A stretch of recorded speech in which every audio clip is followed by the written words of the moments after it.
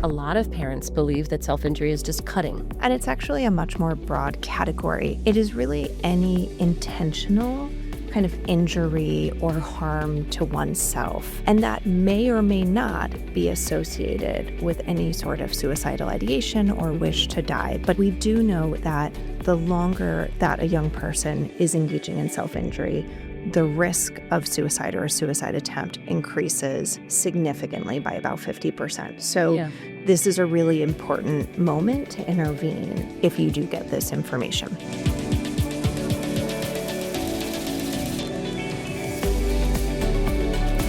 Welcome back to the Parenting Prayer Podcast. I'm Dr. Suzanne Allen. And I'm Dr. Annalise Caron. And this week, Annalise and I wanted to respond to a message that we got from a parent recently, which is a message that we've actually gotten frequently through our careers. I would say it comes up at least once a year for, over the course, on average, over the course of my time practicing. Professionally, and I would say personally, too. Yep. Mm-hmm. So this parent reached out to us because her teenager came to her and shared that one of her friends was cutting herself and had disclosed that this other young person's parent was unaware, no one knew this was happening, and this teenager brought it to their parent because they were really worried about their friend and not sure what to do. And in turn, this parent reached out to us really worried as well and not sure that they were doing or saying kind of the right things. And just a couple of things to highlight in this situation that comes up. First of all, it happens frequently because research really shows that teens are more likely to go to teens and express these things than necessarily to go to their own parent, whether that be for embarrassment or shame or not feeling secure telling their parent. So it's really common that, and the dynamic that happens for the teen that receives the information is that can feel, but can bring out a lot of emotions. They can feel a great burden, like they have to do something. But oftentimes, and this was not in the note we got, but I'll just highlight it, sometimes the teen who receives the information might even be told by the other teen who, is self-injuring, hey, don't tell anyone. And so what was so, I thought, positive about this reach out from this mom is that their teenager who received the information that the friend was self-injuring went to their mom. Because oftentimes teens feel like they can't, because their friend has said, don't tell anyone, which is a real burden, So just before we even jump into the whole, topic today, I just want to say this might be something, if you have teenagers at home, that you just mention to them, hey, if ever you hear, I hear this happen sometimes, if ever you hear that one of your friends is cutting or self-injuring or hurting themselves in any way, just know that you can come to me with that information and I'll help you. Like, no judgment. I just want to let you know we'll figure it out together because that's something that happens and I hear teens feel really stressed by it. Light and airy, not related to anything, just opening that door, I think can be important. Absolutely. So this is a really big topic. I think there's a lot of directions we could go. And so I've been thinking about this before today. And I believe it will be helpful if we kind of work in sections here almost. And so I would say let's group it into 3 different areas. One, just a little bit of information and kind of psychoeducation about self-injury so that parents you don't have to be, detectives or clinicians and kind of manage all this yourself, but just so you're aware and understand a little bit more about this and can speak with your teenager about this. So 1, information. 2, how to care for your own child or teen if this is disclosed to them and support them through this. And number 3, of course, how we can best support and help teenagers who are engaging in self-injury. Yeah. And I think there's a lot of thoughtfulness at each step in that, but really kind of protecting your own teen and also protecting the other teen that's involved. And there are real nuanced ways to do this, and you do not have to do it all alone yourself. So let's jump in to just what is self-injury, right? Because I think a lot of parents believe that self-injury is just cutting, right? When you might see it in a movie or be aware of someone who, cuts with, a knife or something like that. Right? Or a razor blade is one that you see in movies quite frequently. And it's actually a much more broad category. It is really any intentional kind of injury or harm to oneself.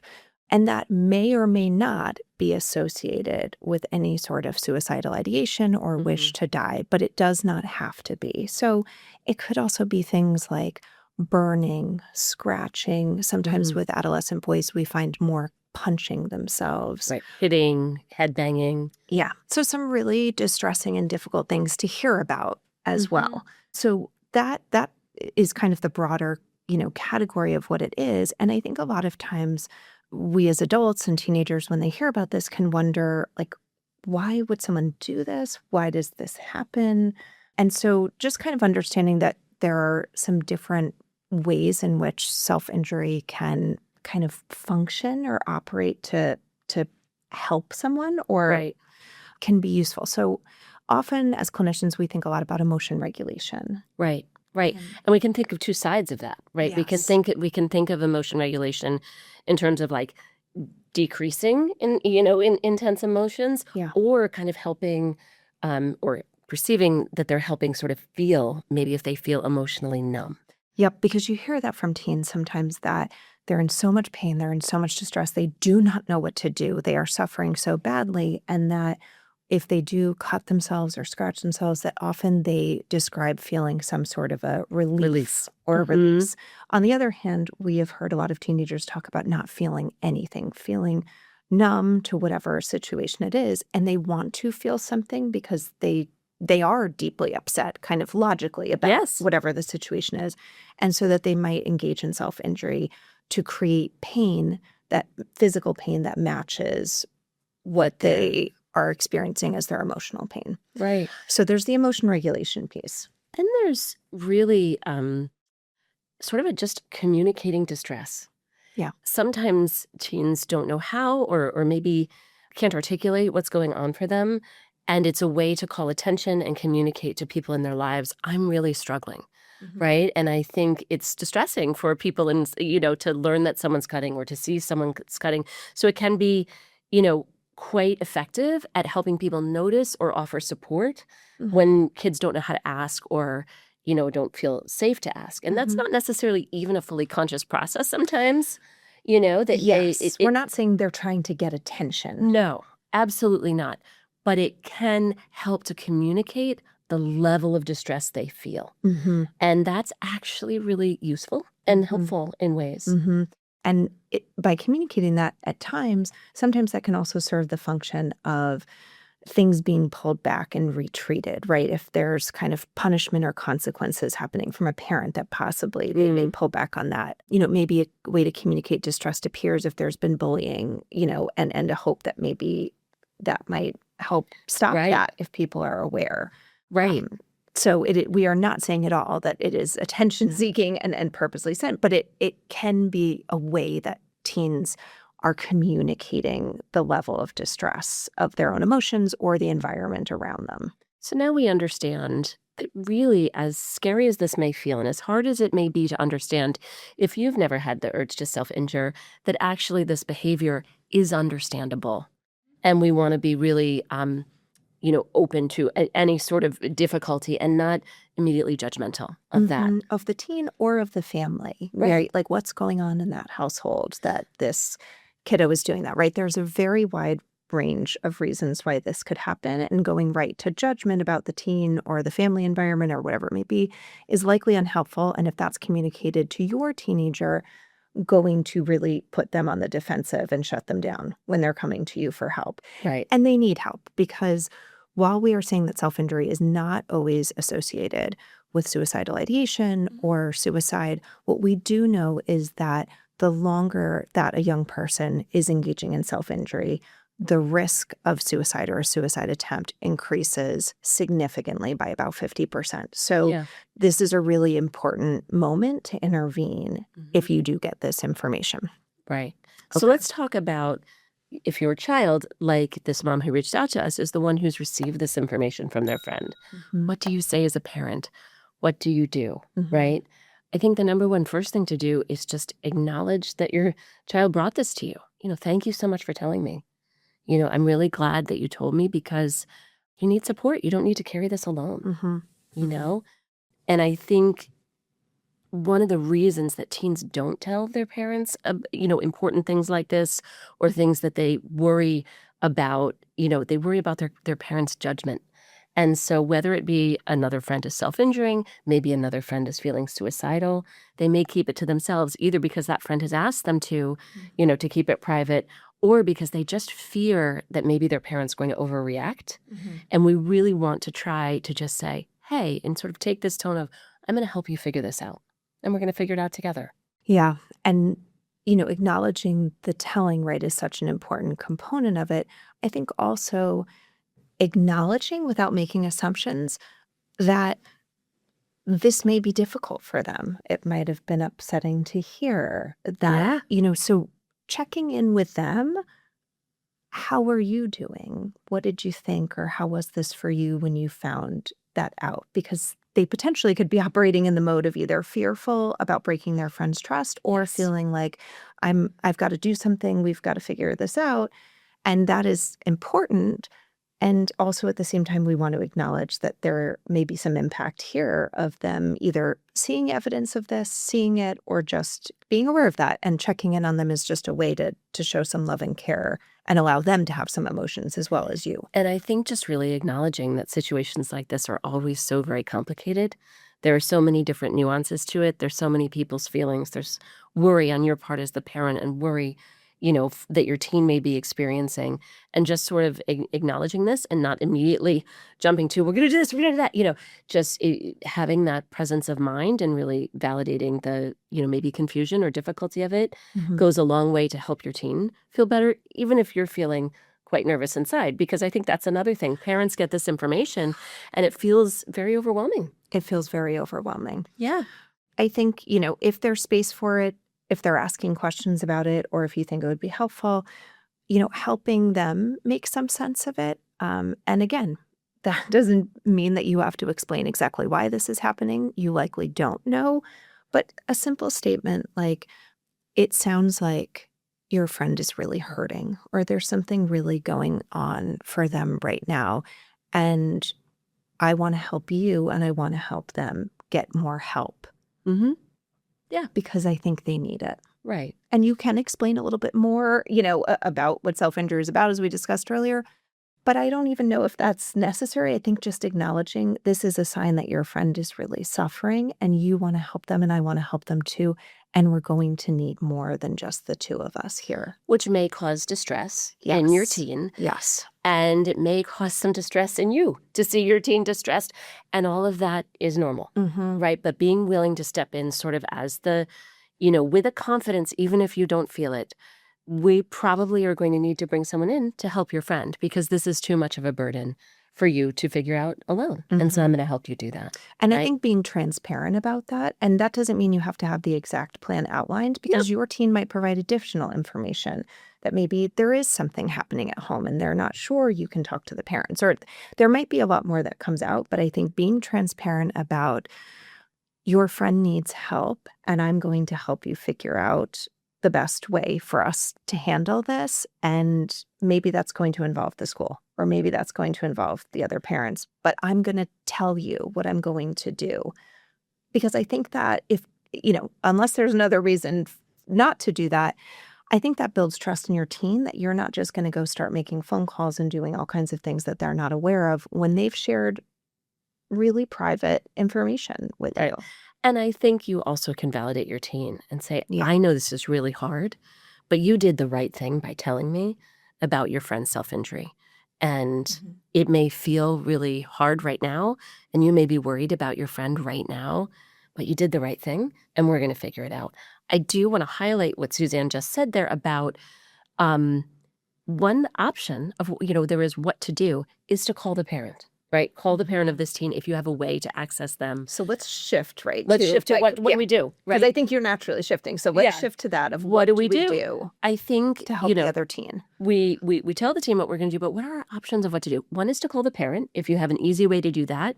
And there's no knowledge that you have, like Suzanne mentioned, of a barrier to doing that, like that the parent, isn't a safe person for this teen, right?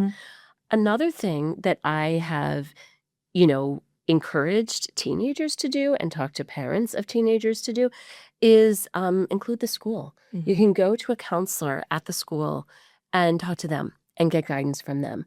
Because if you don't have access to the family, or if that's not the right choice, I think that is a natural way for a professional to get involved and help guide the teen and the family. And I would say for calling the parent, and I feel a lot of empathy for this because I think both you and I have been involved in this in many ways, clinically and also as just humans and as parents ourselves.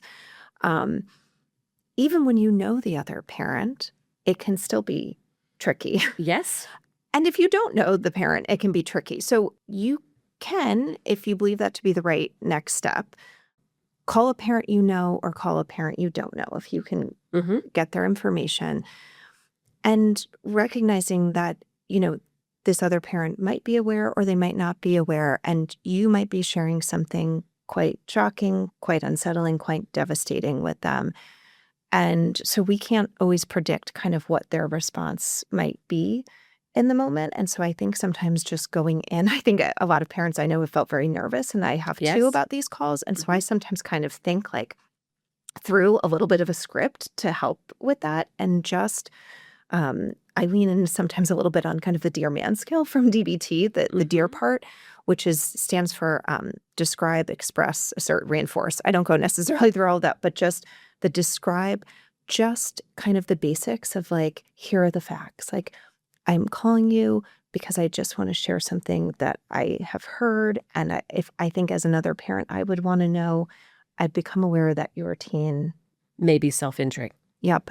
And I was just very worried when I heard that. So I wanted to call and share that information with you so that you might be able to help or support them. Right. You don't have to add in other details of why teens self-injure or here's 15 referrals for people. But that's not your responsibility. And if they ask you, do you know it? Sure. But sometimes just I wanted to share this with you. We care very much about your child. And so we wanted you to be aware of this. And kind of that's enough sometimes. That's enough. Yeah. And because that can be quite shocking for parents to get that phone call. Right. And I would say more often than not, parents are very appreciative to receive that information. They may, be overwhelmed or surprised but typically that's enough to then send them, in a direction. Yeah. I guess I'd leave that there. And if not, you've tried to take that next step to help them and maybe have some empathy that, maybe they were so shocked or taken back that they may not have had a grateful response or a regulated response. Now, if anything comes of that conversation that makes you more deeply concerned that you don't believe that this parent is going to be able to help this young person, I think going to the school is a great option. Right. If you are concerned about kind of imminent risk for this other child, you can call 211. You can call 911. Do you want to explain what 211 is? Yes. Suzanne, because that may be state specific. Yes. So please check that within your state. That is Connecticut specific. It's an emergency kind of mental health support hotline that you can reach out to if you have concerns about someone's safety. And most states have a mental health support hotline. Yep. In some states, there's mobile crisis. There are different resources that are easily accessible. You also can just call 911, if there's a significant imminent risk, and they can figure that out. I've also when guiding people in other states where I wasn't practicing, friends, family members, you can call the non-emergency police number and ask them. And they'll give you, what's the proper resource if there's a more imminent concern. So there are those resources out there. After you've done that, after you have shared the information either with the parent or the school, I think it's really important to check in with your teen. Because these situations are always complicated. They often feel like they might have betrayed the person or the friend who said, please don't tell any adult about this, but I'm self-injuring. Please don't tell any adult about this, but I'm considering killing myself. Whatever this sort of secret is, they feel that they've, betrayed And their friend may be angry or upset with them. And so they may have to cope with that and face that. And I think if you can be that sort of steady, I know this is really difficult, But in the big picture, this is the right thing to do to help someone who's struggling, because it's too much for you to bear alone. And it's, very frequent that teenagers are walking around with this information and feeling that heavy burden and not feeling as though they can share it with an adult. So I think portraying that confidence and, that you did the right thing and we've done the right thing, even if it's hard right now, is important. Yeah. Yeah. So I think that kind of brings us to the what now, Suzanne. And I have one, if we can. Yeah, go for it. I think it's just the idea that we don't have to know everything. Oh, yeah. I appreciate that. Thank you. Yeah. Because, that's why we have, doctors and professionals and mental health providers and schools. And, we don't have to know everything. We just have to take a step towards getting support, which is the right thing to do for our own teens if they're in this situation, and the right thing to do for the teen, who's struggling. That's great. Thank you for that. I needed to hear that today. If this episode was helpful to you, or you think it might be helpful to someone you know, please go ahead and share it. Self-injury happens very frequently. And so I think the more that we can get this information out there, the better. Additionally, if this has resonated with you and you feel so inclined, please rate and review the podcast. It just helps lift us up sort of in the podcast world, and that helps get the information to more parents. So with that, have a great week.